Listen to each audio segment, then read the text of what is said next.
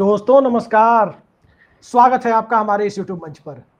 दोस्तों, आज राहुल गांधी ने प्रेस कॉन्फ्रेंस की और वो प्रेस कॉन्फ्रेंस कथित वोट चोरी के मुद्दे को लेकर था। बेहद संगीन आरोप लगाया राहुल गांधी ने, खासकर लोकतंत्र के महापर्व को संपन्न कराने वाली संस्था यानी चुनाव आयोग के ऊपर, ज्ञानेश कुमार के आयोग के ऊपर। कभी ये संस्था टीएन शेषन और जेएम लिंगदो के अधीन भी काम करती थी, लेकिन अब दौर ज्ञानेश कुमार का दौर है। इसके पहले राजीव कुमार का दौर था। और इस दौर में जिस प्रकार से कर्नाटक की एक असेंबली कंस्टिट्यूएंसी का जिक्र किया, लोकसभा चुनाव के दरमियान कैसे एक असेंबली कंस्टिट्यूएंसी बाकी की 7 असेंबली कंस्टिट्यूएंसी पर भारी पड़ गई, ये पूरा मुद्दा उन्होंने बताया कि कैसे 7 जगह कोई कैंडिडेट लीड करता है और एक असेंबली में 1,14,000 से ज्यादा मतों से ट्रेल करता है और लोकसभा चुनाव का नतीजा सिर्फ एक असेंबली कंस्टिट्यूएंसी बदल देती है। एक विधानसभा क्षेत्र, वो कर्नाटक की महादेवपुरा लोक विधानसभा सीट का जिक्र कर रहे थे। सवाल यह है कि राहुल गांधी ने जो आरोप लगाए, उन आरोपों में जो लॉजिक उन्होंने दिए, उस लॉजिक के बाद चुनाव आयोग क्या कहता है। चुनाव आयोग ने तो एक ट्वीट कर दिया, राहुल गांधी के आरोपों को मिथ्या बता दिया। और जिस प्रकार की परिस्थितियां बन रही है, उन परिस्थितियों में जिस संस्था की क्रेडिबिलिटी, विश्वसनीयता पहले से ही दांव पर हो, वो संस्था यदि मौजूदा दौर में नेता प्रतिपक्ष जैसी महत्वपूर्ण जिम्मेदारी को निभा रहे व्यक्ति के द्वारा और ज्यादा शक के दायरे में ला दी जाती है और उसके पीछे कुछ पॉइंट्स भी होते हैं, तो उसके बाद क्या उस संस्था को बिना कोई कारण बताए सीधे मिथ्या बता देना चाहिए? कई सारे सवाल हैं और इन्हीं सवालों पर चर्चा के लिए भारत में कथित चुनावी धांधली और इस चुनाव के पीछे मशीनी व्यवस्था से लेकर के और मौजूदा दौर में या उसके पहले जो बैलेट पेपर वाली व्यवस्था थी, उस दौर के चुनाव को बहुत करीब से देख रहे द politics.in नाम की संस्था को चलाने वाले आईआईटी से पढ़े लिखे विकास जैन जी हमारे साथ हैं। विकास जी, बहुत बहुत स्वागत है आपका हमारे इस यूट्यूब मंच पर। और सबसे पहले सिलसिलेवार ढंग से राहुल गांधी ने जो आरोप आज लगाए हैं, कुछ दिनों पहले उन्होंने कहा था कि एटम बॉम्ब है, और वाकई मैंने जो देखा वो किसी एटम बॉम्ब से कम नहीं है। जो आरोप उन्होंने लगाए हैं उसको मोटे तौर पर दर्शकों के सामने मैं रखता हूं।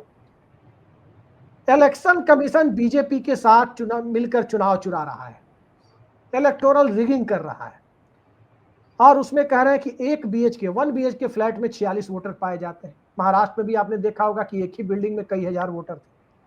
एक नाम 4 बार वोटर लिस्ट में, वो एक डांग साहब का नाम है। एक जगह माताजी का नाम, 3 जगह पिताजी का नाम, उन 3 जगह में एक जगह पिताजी का आधा नाम। उसके बाद 11,965 डुप्लीकेट वोटर पकड़े हैं। 7 फीट लंबी पेपर लिस्ट OCR से स्कैन नहीं होती, ये बात उन्होंने कहा है। इस पर भी हम आएंगे आपको डिटेल में कि इसकी टेक्निकलिटी क्या है। इलेक्शन कमीशन डेटा नहीं देता क्योंकि वो जांच नहीं चाहता। ये बात तो सही है, क्योंकि डेटा से बचने की कोशिश यहां भी होती है और इलेक्टोरल बॉन्ड के मामले में सुप्रीम कोर्ट के सामने भी कोशिशें हो रही थी। ई फॉर्मेट मिले तो 30 सेकंड में खुल जाए पोल, जिसका जिक्र अभी मैं और आप जब इनफॉर्मल चैटिंग कर रहे थे तब इस ई फॉर्मेट की बात भी आपने की। महाराष्ट्र में उन्होंने कहा कि लोकसभा से विधानसभा चुनाव के दरमियान जो कथित वोट चोरी हुई, उसमें 1 करोड़ नए लोगों ने वोट डाले। सीसीटीवी फुटेज को नष्ट करने की बात, यानी उसको एक सर्टेन टाइम के बाद वाइप आउट कर देने की बातें हुई, डिलीट कर देने की। क्यों की गई ऐसे? ये सब कुछ उन्होंने कहा है कि पोल कुछ और रिजल्ट कुछ और जो हो रहा है, सिस्टम चुनाव चुराने की मशीन बन गया है। लेकिन जिस प्रकार से शकुन रानी नाम की वोटर एक ही बूथ पर 2 जगह पाई गई, एक कोई डांग है वो 4 जगह पाए गए, और ये पूरा खेल जो चल रहा है, राहुल गांधी के आरोपों में आपको कितना दम दिखाई देता है कैन साहब? नमस्कार अभिषेक, और आपके दर्शकों से मैं मुखातिब होकर सबसे पहले बहुत अच्छा सवाल पूछा आपने कि राहुल जी के जो आरोप हैं उसमें कितना दम है। अपन इस बात को इस तरीके से देखें कि राहुल गांधी जी इस वक्त नेता प्रतिपक्ष हैं। ये एक संवैधानिक पोस्ट है और उस व्यक्ति में और किसी भी पॉलिटिशियन में इतना समझ है कि वो जो बोल रहा है, उन्होंने तो जरूरत से ज़्यादा चीज़ें बताई हैं। अगर वो सिर्फ बोलता भी है तो किसी भी संस्था को डेमोक्रेसी के नाम पर जिसके लिए उसका गठन हुआ है, उस बात को सुनना चाहिए। एक आदत बन गई है कि ये बातें कहना कि आज अगर मैं और आप पत्रकार हैं, अगर आज मैं ये आरोप लगाता हूं तो ये बोलेंगे अरे ये क्या जानते हैं, इनको क्या पता है। इसलिए मैंने एक आपके दर्शकों को बताई कि 2018 के चुनाव के लिए मैंने एक किताब जी, भी लिखी जिसमें ये मेरे सिलसिलेवार पास भी है आपकी बुक, आपने जी, भेजी जी, थी। जी, जी, जी, बिल्कुल। उस सिलसिलेवार ढंग से ये बताया गया कि एक लड़की की फोटो 36 वोटर आईडी कार्ड पर हुई। जब इसकी शिकायत इलेक्शन कमीशन से हुई तो इलेक्शन कमीशन ने उस वोटर लिस्ट को सुधारा। सुप्रीम कोर्ट में हलफनामा, कमलनाथ जी और सचिन पायलट जी की तरफ से ये केस दायर हुआ था क्योंकि उस वक्त वो कांग्रेस के अध्यक्ष थे अपने अपने प्रदेशों में, और जी, इलेक्शन कमीशन ने इस बात को माना कि उन्होंने डुप्लीकेट वोटर्स हटाए। तो आज जो राहुल गांधी जी ने फिर से बताया कि देखो साहब, इस कॉन्स्टिट्यूएंसी में, इस प्रदेश में ये सब हो रहा है, तो आपके दर्शकों को मैं बता दूं कि पिछले 15 साल का डॉक्यूमेंटेड इतिहास है इस तरह के आरोपों का, और अगर कोई संस्था या उसका मुखिया ये बोलता है कि ये मिथ्या है तो ये हास्यप्रद है, जी। बहुत हास्यप्रद। एक अब सवाल मशीनों को लेकर उठता है, मैं आ रहा हूं आपके सवाल पर।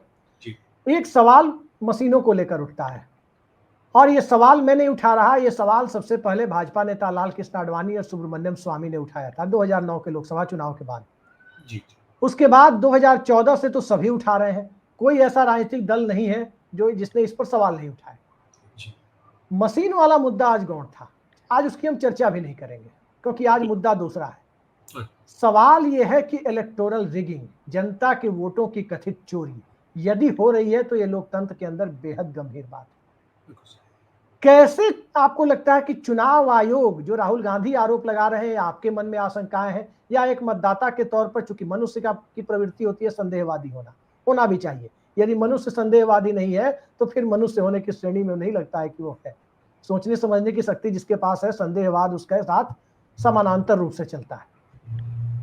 ये बताइए कि कैसे माना जाए इस बात को कि ये चुनाव आयोग की जानकारी में सब कुछ हो रहा है, क्योंकि सबसे पहले राहुल गांधी को नोटिस भेजने का काम इस पूरे प्रेस कॉन्फ्रेंस के बाद कर्नाटक के चीफ इलेक्शन ऑफिसर के ऑफिस से हुआ है, और ठीक उसके है। बाद उसको रिपोस्ट करता है सोशल मीडिया साइट एक्स पर जाकर, रिपोस्ट करने का काम करता है चुनाव आयोग, इलेक्शन कमीशन ऑफ इंडिया की जो एक्स हैंडल है, और फिर उसके बाद राहुल गांधी के प्रेस कॉन्फ्रेंस की बात को फेक करार दिया जाता है वहीं पर, लेकिन सवालों के जवाब नहीं दिए जाते। संशय के बादल इससे और बढ़ते हैं या घटते हैं?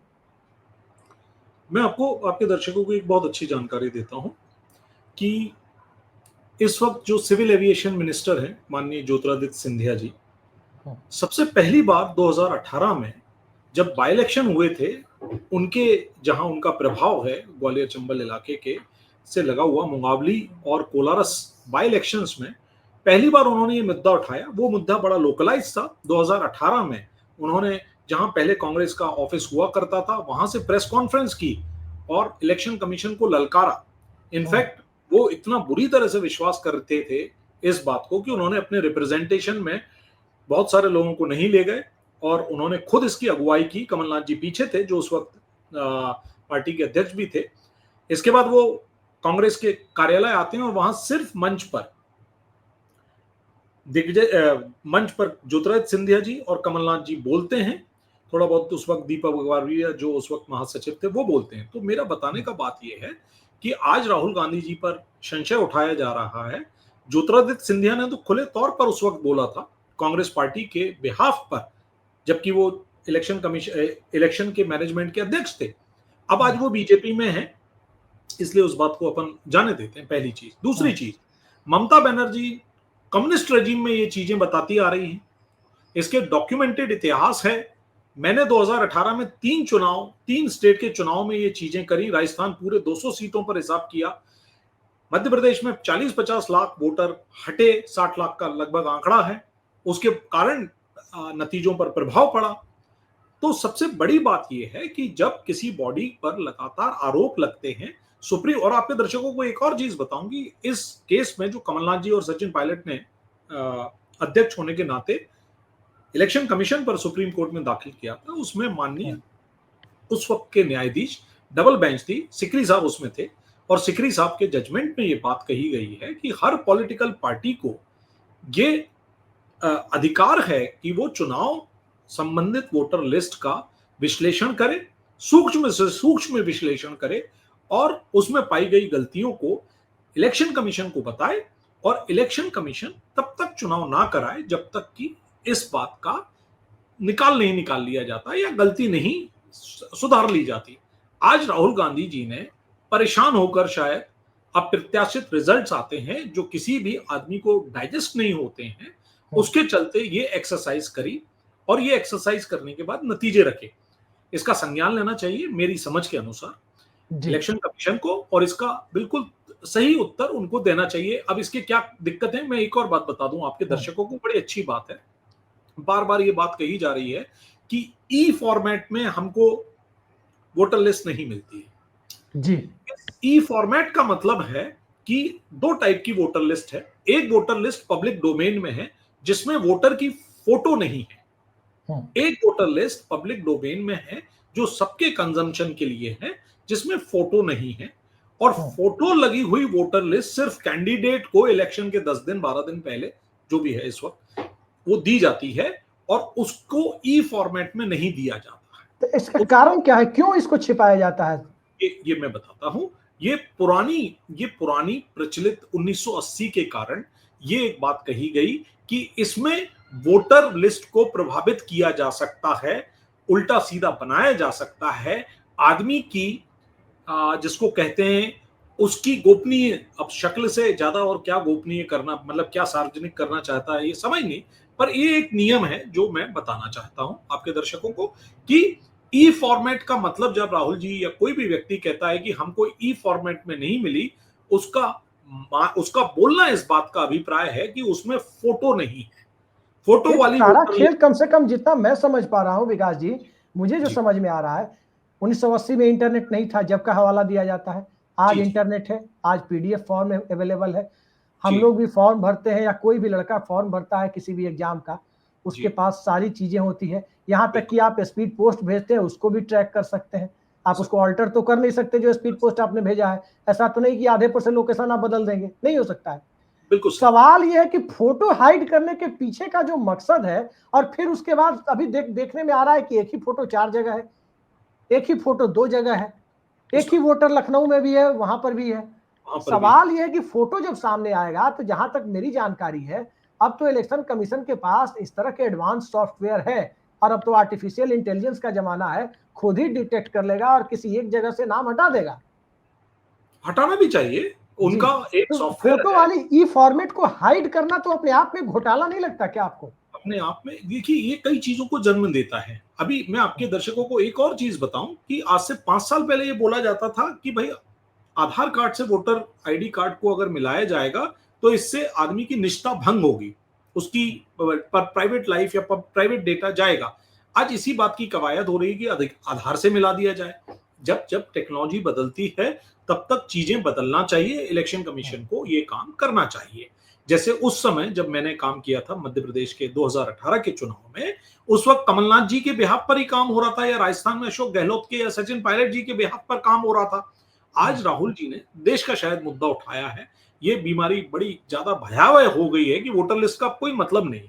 एक और बात मैं आपको बताना चाहता हूं वोटर लिस्ट से हटके, कि जो सीसीटीवी कैमरे की बात हो रही है, मैं बंगाल के चुनाव से एक चीज देख रहा हूं सन 2021 से, उससे पहले मैंने इस चीज को गौर नहीं किया था, पर अब मैं 2021 से लेके बाकी के चुनाव में एक बात देख रहा हूं कि शाम को 5:30-6 बजे जो पोलिंग डेटा आता है वो सीवियरली चेंज हो जाता है एक दिन बाद, 6 घंटे बाद, और उसमें हमेशा बढ़ा हुआ परसेंटेज आता है। और जिसमें तो ये काम झारखंड में क्यों नहीं हुआ? कुछ दशमलव में वहां बढ़ा था आंकड़ा, बाकी जगह 6-6, 7-7%, 8-8% बढ़ गए थे, कहीं किसी कंस्टिट्यूएंसी में 12% तक बढ़े। 7-8 फेज में हुआ था, उसको मैं ट्रैक कर रहा था बड़े उससे बड़े अच्छे तरीके से डिटेल में।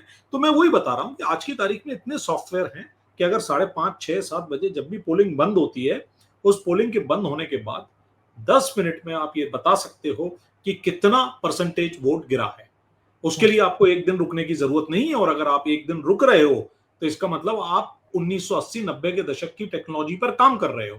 नहीं विकास जी, 1 मिनट यहाँ मैं आपको रोकूंगा जी, क्योंकि मुझे भी कुछ चीजें समझनी है। मैं भी एक यहाँ श्रोता के रूप में ही सवाल पूछने के साथ साथ आप जैसे एक्सपर्ट के सामने। जी, जहां तक मेरी जानकारी है, और यदि सही जानकारी है, तो मशीनी व्यवस्था की पोलिंग में जैसे सेंसेक्स का डेटा जो आप देखते हैं शेयर मार्केट की खरीद बिक्री में रियल टाइम डेटा होता है, वो आधे घंटे पहले का नहीं होता है। जी। उसी तरह से पोल परसेंटेज का डेटा जो चुनाव आयोग जारी करता है वो रियल टाइम डेटा होता है। और जो इलेक्शन कमीशन का नियम है, जैसे मान लीजिए 6 बजे पोलिंग का समय खत्म हो रहा है, अब कोई 5:50 या 5:55 पे आके 10 लोग लाइन में लग गए, दुकान बंद किया या कहीं कुछ काम कर रहे थे उससे आकर के लाइन में लग गए। 5-10 लोग ऐसे होते हैं, 2-4 लोग होते हैं कहीं, उनका वोट 6 बजे के बाद भी जो लाइन में लगे हुए हैं 6 बजे तक, उनका वोट डलवा लिया जाता है। उस समझ में आता है कि डेसिमल में वो आंकड़ा दशमलव में बढ़ सकता है, वो स्वाभाविक है 6 बजे के बाद। लेकिन ये जो इतना ज्यादा बढ़ता है, रियल टाइम डेटा होने के बावजूद इतना ज्यादा बढ़ना, ये तो किसी के मन में शक पैदा कर देगा। तो राहुल गांधी ने जो बातें कही है, क्या उससे आपको नहीं लगता है कि उसका कोई ऑथेंटिक जवाब देना चाहिए कमीशन को? बिल्कुल देना चाहिए, डेमोक्रेसी को बचाने के लिए। और डेमोक्रेसी का मतलब ही ये है, देखिए मैं आपको एक बहुत अच्छे आपके दर्शकों को किस तरीके से गलत चीजें हो सकती हैं वो बताता हूँ। किसी भी चीज को वोटर लिस्ट से बनने से लेके वोट पढ़ने तक और वोट गिनने तक और इलेक्शन रिजल्ट अनाउंस करने तक कई सारी बातें हैं। जैसे एक बात ये ले लिया जाए, आपने बड़ी अच्छी बात कही, एक पार्टी है जो एक ऐप बनाती है और उस पार्टी का हर आदमी एक एक बूथ पर है, उसको उसके ऐप में वो बूथ की लिस्ट भरी हुई है। बूथ में मान लीजिए 1000 आदमी है, 600 आदमी वोट करने आता है, वो अपने ऐप में हर आदमी जो आता है वोट, चूंकि वो पार्टी का रिप्रेजेंटेटिव है, वो उसको डन करता जाता है। ये डेटा एक सेंट्रल सर्वर पर लोकेटेड स्टोर्ड है। जैसे ही खत्म होता है, 1 सेकंड में वो ये बता सकता है कि पूरी विधानसभा के पूरे बूथों पर, हर बूथ पर भी और पूरे बूथ पर कितनी पोलिंग पड़ी है। इसमें 1 सेकंड से ज्यादा की भी देरी नहीं है, अगर उसका ऐप थोड़ा ठीक ठाक है और उसका सर्वर जरा तेजी से काम करता है। उसके लिए आपको एक दिन रुकने की जरूरत नहीं है, पहली चीज। अब क्या होता है कि अगर 10 पॉइंट ऐसे हैं जहां गड़बड़ियां कर सकते हैं कोई भी पार्टी, मंशा मैं उदाहरण दे रहा हूं और ये उदाहरण भी जो हुआ है उसी को देखने के परिणाम से समझ आ रहा है। तो पहले आप एक नोट पर गड़बड़ करो, वोटर लिस्ट बनाने में ही गड़बड़ करो, फिर आप गिनने में गड़बड़ करो, डेटा बदलने में गड़बड़ करो, कई तरीके की चीजें हैं। अगर कोई संस्था इलेक्शन करवा के, चुनाव करवा के और उसके रिजल्ट बोल के देश में एक सबसे जिसको कहते हैं मुफीद जनता के द्वारा चुना गया कैंडिडेट और पार्टी रखना चाहता है, तो इलेक्शन कमीशन को निष्पक्ष ढंग से कोई भी व्यक्ति, और ये व्यक्ति कोई भी नहीं है, ये व्यक्ति प्रतिपक्ष का नेता है, देश की सबसे पुरानी पॉलिटिकल पार्टी का माननीय सदस्य होने के नाते, और भी कुछ इनके बड़े योगदान है, इनके परिवार के और भी कुछ है, और आज एक बुलंद आवाज है। वो तथ्यों के आधार पर, वो रात को सपना आया सुबह 5 बजे के सपनों के आधार पर नहीं बोल रहा है। उसने एक बड़ी जोरदार प्रेस कॉन्फ्रेंस करी। और पीछे जाइए, मैं किसी पार्टी का प्रतिपक्ष का नेता भी नहीं हूं और किसी पार्टी का सदस्य भी नहीं हूं। मैं जब ये बातें और डिटेल में बता के, और अगर कोई नहीं सुना तो एक किताब की शक्ल में लिख सकता हूं। ज्योतिरादित्य सिंधिया खुद बोले, राजस्थान के उस वक्त के बड़े नेता जो बाद में चीफ मिनिस्टर बने, अशोक गहलोत साहब ने कांग्रेस ऑफिस में प्रेस कॉन्फ्रेंस की, मैं उस प्रेस कॉन्फ्रेंस में था। आदरणीय तनखा साहब ने इस चीज की अगुवाई करी। तो कांग्रेस बहुत दिनों से इस चीज पर, कांग्रेस ममता बनर्जी की पार्टी, एक समय बीजेपी खुद ये सारी चीजें कर रही थी। और आज जब चीज कहते हैं ना कि जब पाप बढ़ जाता है तो फिर विष्णु जी, भगवान राम सब अवतार लेते हैं और पाप का विनाश करते हैं और कुछ और भी करते हैं। ऐसा ही मेरा कहना है कि जब मुद्दा इतना बड़ा हो गया कि जीता हुआ इलेक्शन हार रहा है, कॉन्स्टिट्यूएंसीज में फर्क पड़ रहा है, इलेक्शंस में समझ नहीं आ रहा है। मैं आपको, अभिषेक जी, आप और मैं यूपी के समय थे, अभी कुछ आता है परिणाम कि भाई इतनी प्रतिशत मतदान हुआ, दूसरे दिन 5 बजे वो प्रतिशत मतदान तो भूल जाओ, वो कुछ और ही निकल के आता है। नॉर्दर्न स्टेट्स, नॉर्दर्न असेंबलीज का तो मतदान ही मेरी समझ में नहीं आया। मैंने सर माथा पीट लिया कि भाई ये क्या हो रहा है। पर अपन से बोला जाता है कि देखिए आपकी हैसियत नहीं है, इलेक्शन कमीशन के सामने आप बोल नहीं सकते। अरे भाई संशय बता रहे हैं हम, हमारे मन में कुछ प्रक्रिया हमने भी देखी। इलेक्शन कमीशन हम आप जैसे लोगों के द्वारा ही बना गया, वहां बैठे जिम्मेदार व्यक्ति ही कुछ कार्य कर रहे हैं।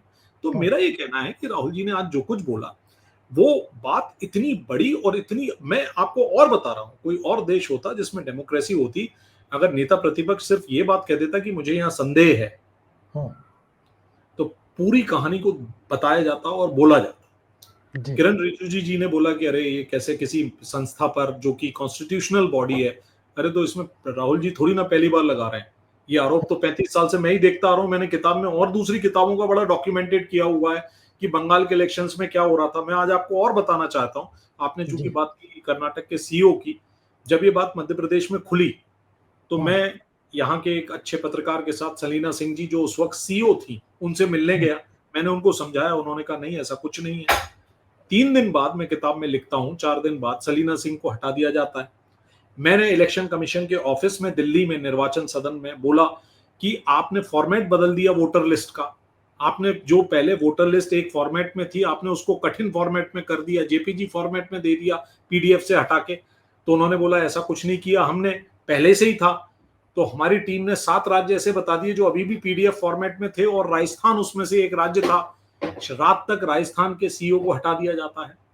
तो जी। ये सारी बातें उस किताब में भी लिखी गई हैं, जो हुई हैं तथ्यों के आधार पर लिखी गई हैं, हम्म, पब्लिक डोमेन में। तो आज जो राहुल गांधी जी ने एक प्रेस कॉन्फ्रेंस करके, ऐसा तो होता नहीं कि राहुल गांधी ने इस बात को कुक किया, उसको उसको घर में कुछ बैठ के कुछ किया, पवन खेड़ा जी ने कुछ किया।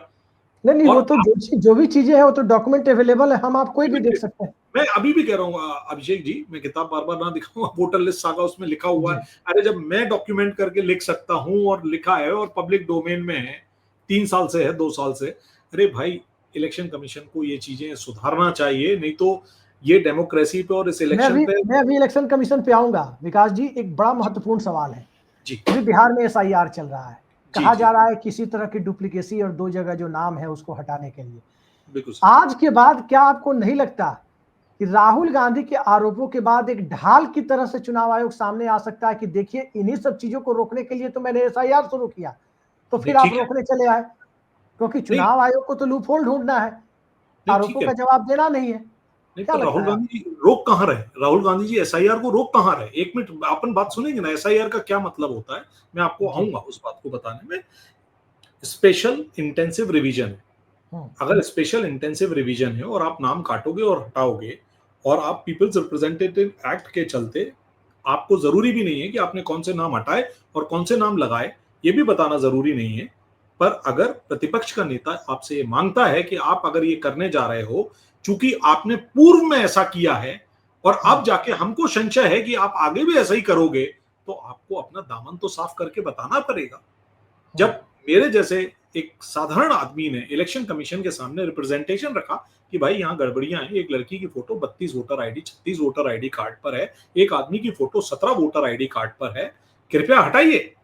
तो सर, मेरे घर के एड्रेस पर अभी जो बिहार में टेंटेटिव लिस्ट आई है एसआईआर के प्रोसेस के बाद, जी प्रोविजनल लिस्ट, जी उसमें मेरे घर के पते पर कई सारे ऐसे लोगों के नाम हैं जो मेरे घर के हैं ही नहीं। नहीं बताइए। अलग आज अलग उन्होंने समुदाय के लोगों के नाम है, मतलब सच्चा समाजवाद ला दिया है मेरे घर के अंदर। नहीं, समाजवाद तो बाद में आएगा जब समाजवाद आएगा। पर एक बात और है कि इलेक्शन कमीशन के एक्ट जिसके तहत इलेक्शन कमीशन बना है, उसमें साफ बात है कि अगर एक पते पर 100 से ज्यादा अधिक लोग हैं, मैंने कभी सुना कि शायद 50 होकर 50 संख्या कर दी गई है, तो वहां पर इलेक्शन कमीशन फिजिकली बीएलओ को या अपने नुमाइंदे को जाके उसकी पहचान करेगा। इस देश में पता नहीं ऐसे कितने पते हैं जहां पर 200 300 10,000 तक लोग रखे हुए हैं, और ये इसके लिए पब्लिक डोमेन में जो वोटर लिस्ट है उसी से हमको समझ आ जाएगा, जो आज जी। राहुल जी ने बताया। एक सवाल इसके साथ जुड़ा हुआ है, वो बड़ा महत्वपूर्ण है। सीसीटीवी फुटेज को जो एक समय सीमा है, एक तो मशीन के अंदर जो वोटिंग का डेटा होता है कितने दिनों तक सुरक्षित रखना है, उसकी समय सीमा को चुनाव आयोग ने कम कर दिया। सीसीटीवी फुटेज की समय सीमा को भी कम करने की बातें हुई कि वो लंबे समय तक नहीं रखे जाएंगे रिकॉर्ड में, बहुत छोटी समय सीमा कर दी गई। राहुल गांधी ने आज इस मुद्दे को भी उठाया और ये बेहद गंभीर मुद्दा है, और उनका कहना है कि 5:30 बजे के बाद की वीडियो रिकॉर्डिंग कहाँ है, क्यों नहीं दिखाई जाती। जी इस मैं सवाल को आप कैसे देखते हैं कि ये मैं तो बड़ा गंभीर सवाल मुझे भी लग रहा है बड़ा कि ये नहीं नहीं हल्के में बड़ा नहीं लिया जा सकता कि भाई नहीं बड़ा उसके गंभीर पहले की सवाल। रिकॉर्डिंग है और उसके बाद की दिखाएंगे नहीं, तो नहीं दिखाएंगे बड़ा तो वही नहीं, बिल्कुल, देखिए ना, जो यहाँ अपन ने चोरी हो पहली रही बार होगी। बात की थी अभिषेक जी, जो अपन ने अभी बात की थी कि आप परसेंटेज को मैनिपुलेट करेंगे कैसे? आप परसेंटेज को मैनिपुलेट तभी करेंगे जब आधा अधूरा डेटा होगा। सुप्रीम कोर्ट ने एक रूलिंग में 2015 की ये बोला कि वीडियो जो वो क्लिपिंग्स हैं, वो एक अनरिफ्यूटेबल एविडेंसेस हैं। हम्म, अब आप उसी एविडेंस को ही हटा दोगे, अब कुछ ना ना रहेगा बांस, ना बजेगी बांसुरी। हम्म, बात बड़ी सिंपल है कि अब आप कहोगे नहीं, मैं इस बात पर मैं और राहुल जी की बात को बोलूंगा कि अपन को बहुत सारी हार्ड डिस्क लगानी पड़ेंगी या सर्वर लेना पड़ेगा इसको रखने के लिए। मैं आज भी आपको एक बात का चैलेंज करता हूं कि अगर पूरी हार्ड डिस्क का खर्चा भी उठाया जाए तो वो इस देश में हो रहे फालतू के खर्चों का 0.01% भी नहीं होगा।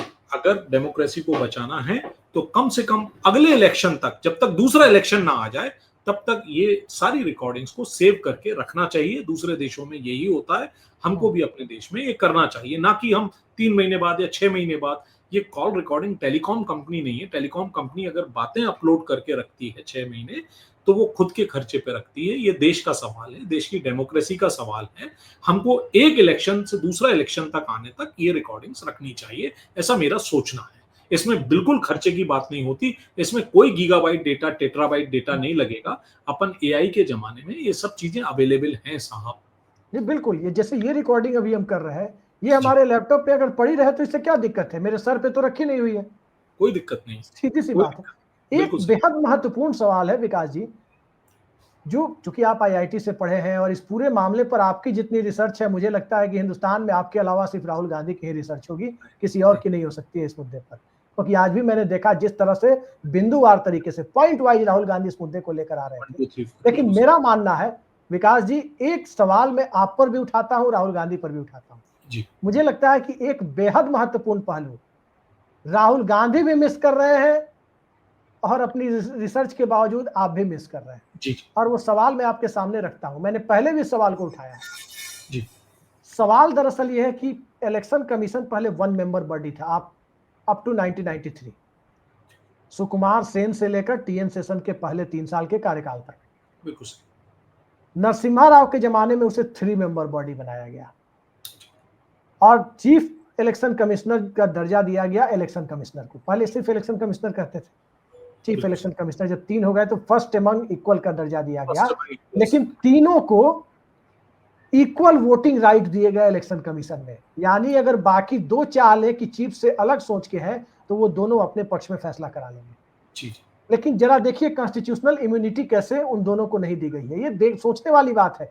राहुल जी ने भी अब तक इस पर ध्यान नहीं दिया है और मैं जी, लगातार उठाता रहा हूं इस बात को। बात दरअसल ये अभिषेक है कि जैसे अभिषेक जी, समय चीफ की इलेक्शन औसत कमिश्नर को, जी जी बस एक जी, महत्वपूर्ण सवाल है इसलिए, जी, चीफ इलेक्शन कमिश्नर को हटाने का जो प्रोसेस है, रिमूवल प्रोसेस है, वो बिना इम्पीचमेंट लाइक प्रोसेस के नहीं हटाए जा सकते। लेकिन उनके इक्वल राइट रखने वाले जो दोनों इलेक्शन कमिश्नर हैं, उनको सरकार डिपार्टमेंटल सेक्रेटरी की तरह हटा सकती है और ये अधिकार बराबर है। तो मान लीजिए कि अगर बहुत लोगों के ईमान धर्म जाग जाते हैं कॉन्स्टिट्यूशनल पोस्ट पर पहुंचने के बाद कि अब मेरा कौन क्या बिगाड़ लेगा, अगर चीफ इलेक्शन कमिश्नर का ईमान धर्म भी जाग जाए और बाकी दो लोग जिनके ऊपर सरकार की तलवार लटक रही हो कि वो रहमो करम पर हो, उनको जब अधिकार बराबर दिए गए, उनका रिमूवल प्रोसेस बराबर क्यों नहीं किया गया? क्योंकि मेरा मानना है विकास जैन जी कि सबसे बड़ा झोल यहीं पर है कि 2-1 से फैसला लेने वाली ताकत सरकार के कथित पिट्ठुओं के हाथ में सिर्फ इस एक वजह से है।